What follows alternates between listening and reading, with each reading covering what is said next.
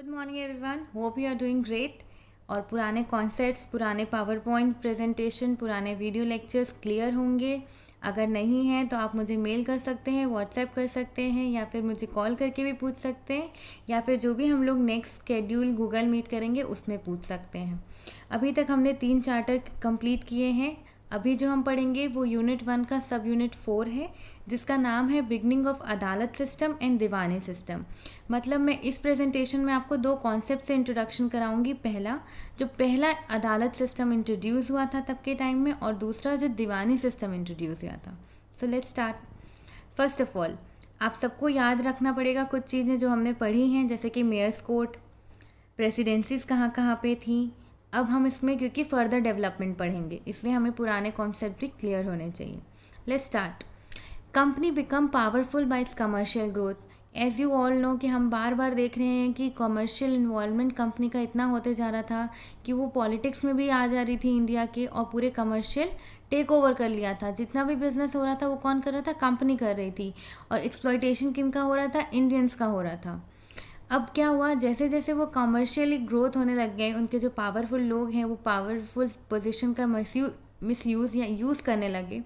तो अब क्या हुआ, उनका मन किया अब हम लॉ भी बनाए यहाँ के, हम इनके पॉलिटिक्स में भी इंक्लूड हों, हम जो इनके नेटिव्स हैं उनके बारे में जानें और उनको उनसे भी जो भी फ़ायदा उठा सकते हैं वो उठाएं।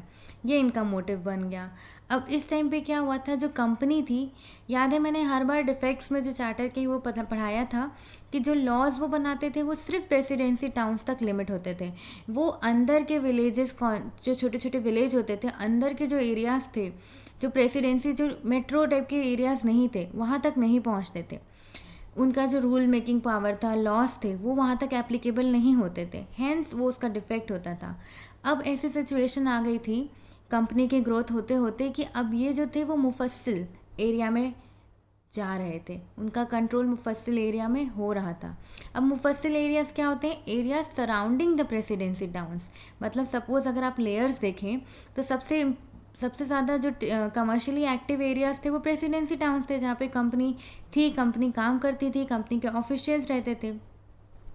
अब वो लोग जाने लग गए मुफस्सिल, उनके जो सराउंडेड एरियाज़ है वहाँ पे, कि अब हम यहाँ के लोगों को कंट्रोल करके देखते हैं। अब देखते हैं हम यहाँ के लोग क्या करते हैं, उनकी लाइफ कैसी है, हम उनकी लाइफ को कैसे कंट्रोल कर सकते हैं।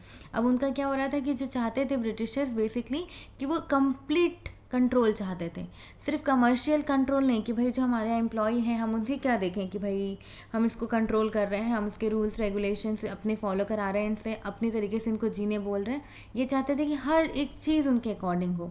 10 company commercial activity extended to new territories.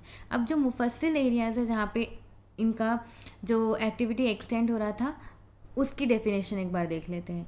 The new territory surrounding the presidency town under the company control came to be known as मुफस्सिल। ये नाम किन्होंने दिया? उन्होंने ही दिया।